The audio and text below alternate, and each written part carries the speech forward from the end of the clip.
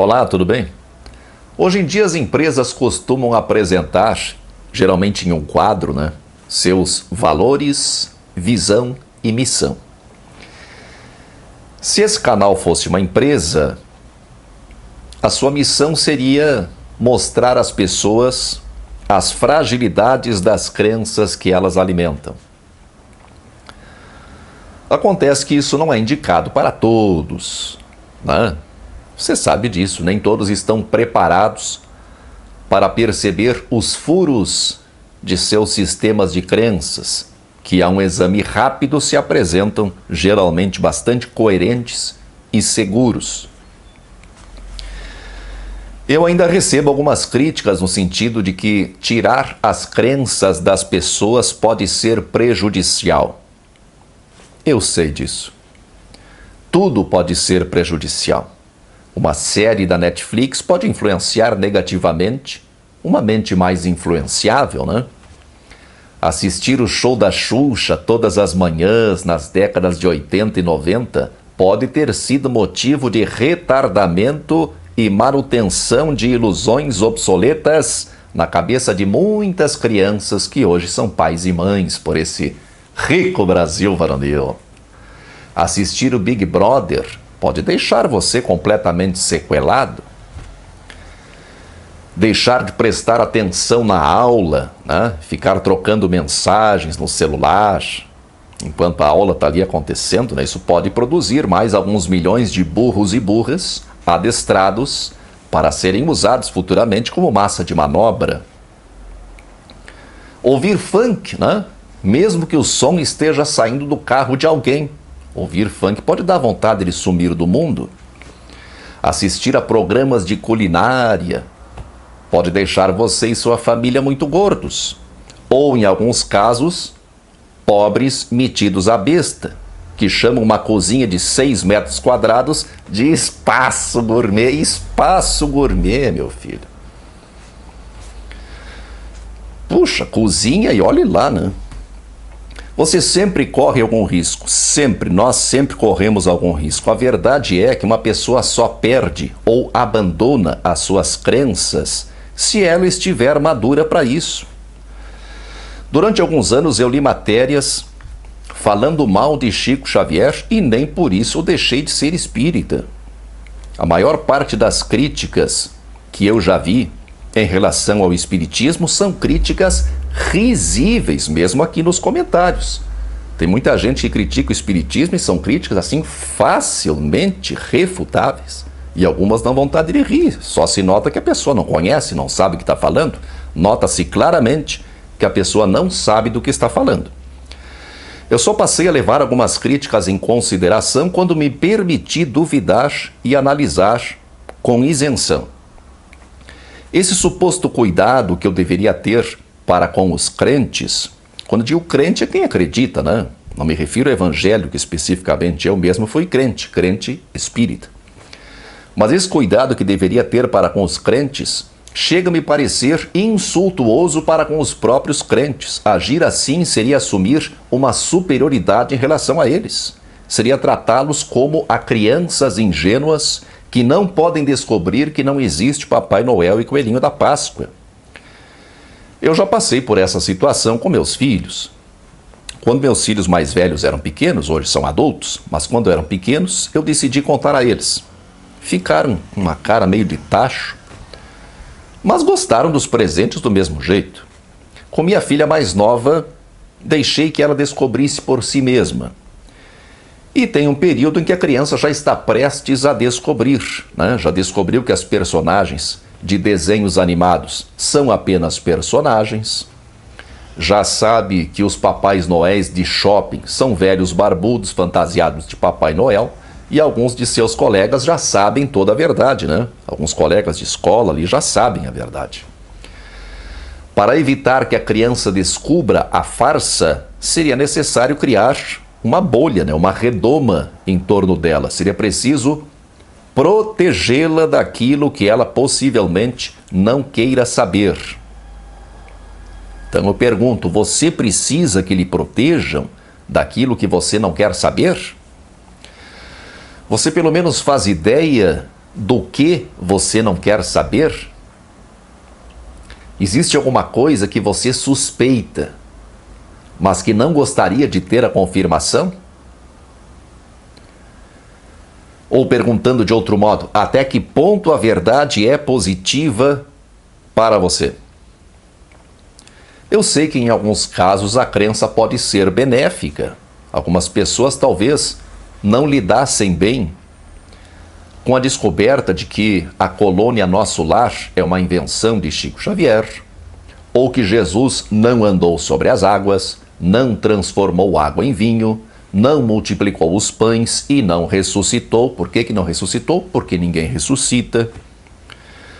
Ou que o método para alcançar a iluminação propagada pelo seu guru de estimação não funcionou nem com o próprio guru, né? Ou que algum senhor idoso, desprovido de folículos capilares, abusa da imaginação e da sua credulidade para contar historinhas sobre ETs.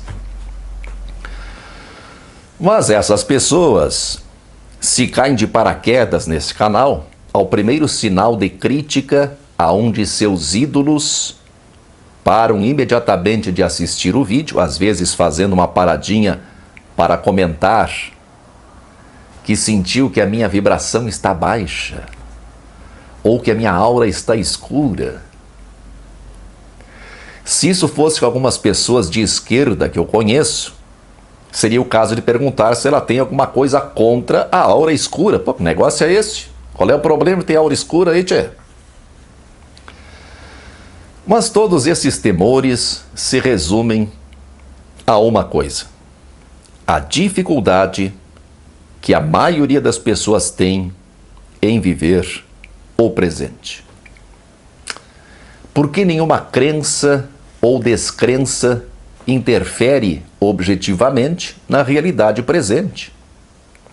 Se Jesus fez milagres ou não fez milagres, não vai alterar a temperatura do dia. Se estiver calor, vai continuar calor. Se estiver frio, vai continuar frio.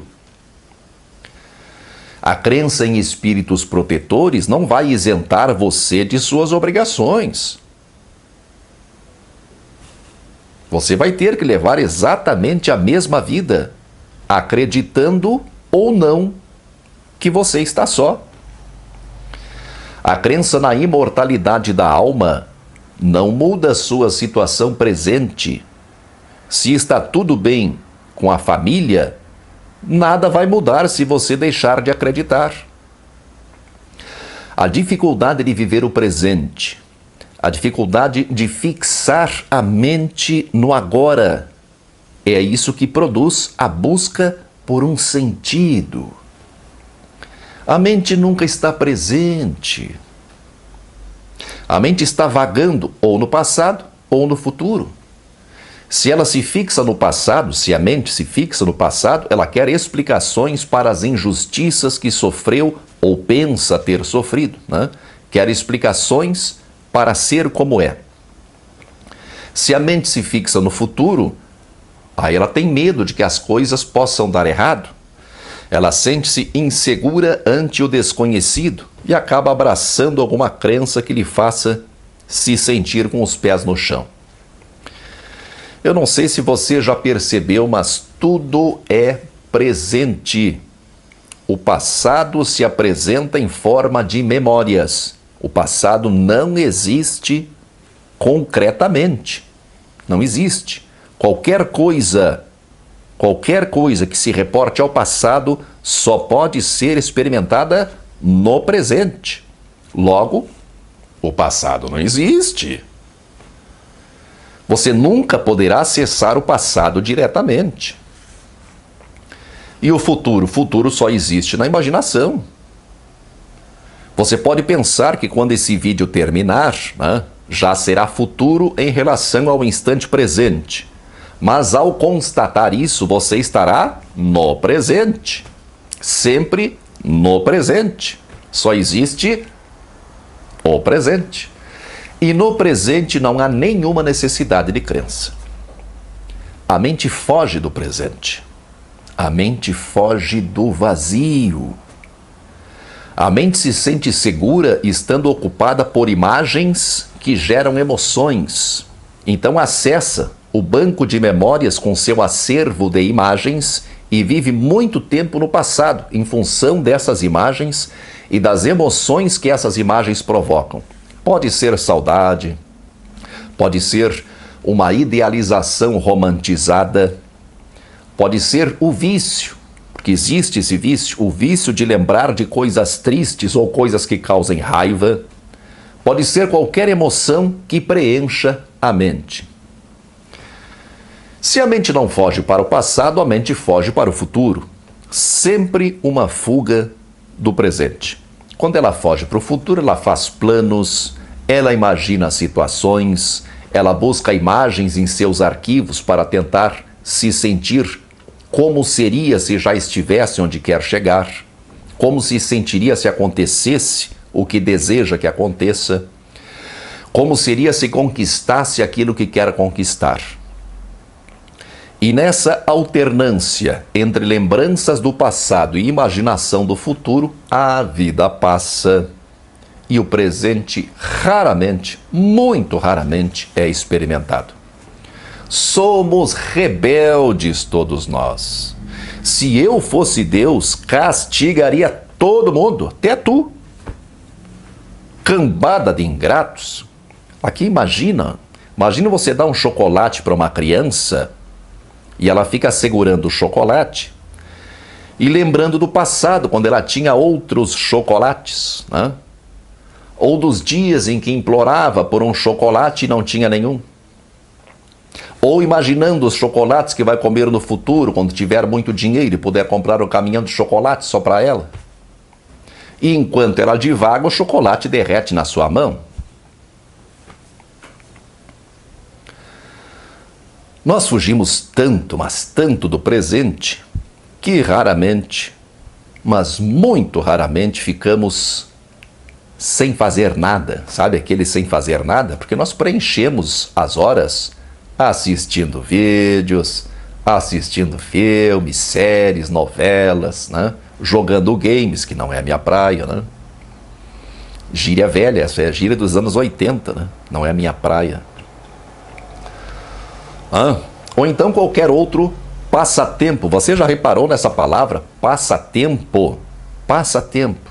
É um jogo qualquer para passar o tempo, ora veja. Então queremos que o tempo passe. Temos pressa em morrer, é isso? Queremos que termine essa jossa de uma vez? Passatempo é isso. Quem nunca se ocupou em estar presente não sabe a riqueza que cada detalhe da vida nos oferece. Estamos tão desacostumados de viver no presente que, quando conseguimos, nos damos conta de que os problemas e preocupações desaparecem. A nossa cultura enciclopedista, né? Herança do iluminismo, essa cultura exige que aprendamos um pouco sobre tudo, e isso necessariamente nos remete ao passado. A nossa cultura consumista exige que sejamos ambiciosos, que sejamos previdentes, e isso nos remete necessariamente ao futuro, pois temos que nos preparar constantemente para progredir e ter conquistas cada vez maiores. E o presente, que é o que realmente existe, onde é que fica? Quando eu falo de crenças, é evidente que minha maior referência é o Espiritismo, onde eu estive por 2 décadas. E a única prática espírita que valoriza o presente é o momento do passe. A literatura espírita quase sempre nos remete ao passado, né? Onde, segundo a doutrina, se escondem as causas de nossas mazelas atuais, né? Dos nossos problemas atuais. Hoje, com a popularização do YouTube, os youtubers espíritas preferem entreter seus seguidores com promessas de mudanças espirituais no futuro, com previsões e profecias chiquistas e supostos pitacos de espíritos que eles mentem que acessam. Mentem. mentem descaradamente, talvez sem remorsos. Por quê? Porque eles acham que estão realmente fazendo bem. Sei lá, não? Essa turma toda de religiosos e espiritualistas protege as pessoas daquilo que elas não querem saber. E o que elas não querem saber? Você sabe? Não querem saber que a vida é isso mesmo. Que a vida é exatamente isso que parece ser. Que a vida não oferece nada além disso que nós sabemos que ela pode oferecer. Essas pessoas têm sorte, mas muita sorte de eu não ser Deus. Elas são muito mal agradecidas. Aliás, por que tanta necessidade de defender a existência de Deus se nós já temos a vida? E que necessidade de acreditar em seres que não existem, se existem tantos seres? Por que ET, se já existem pessoas e animais e plantas e fungos? Por que espírito desencarnado se está cheio de espírito encarnado? Por que valorizar uma suposta mensagem de espírito se uma pessoa qualquer é capaz de dizer a mesma coisa que ele? Por que endeusar Jesus se as coisas que ele diz são terrivelmente óbvias? Terrivelmente óbvias. E as poucas coisas que ele diz que não são óbvias, como amar os inimigos, nós não concordamos. E se fingimos que concordamos, nós não seguimos. Por que buscar no outro mundo o que já existe aqui em qualidade de som e imagem muito melhor? O que é, afinal de contas, que você tem tanto medo de saber e se apoia em pessoas que lhe protejam desse saber? Olha, meu filho, muita força e paz para você.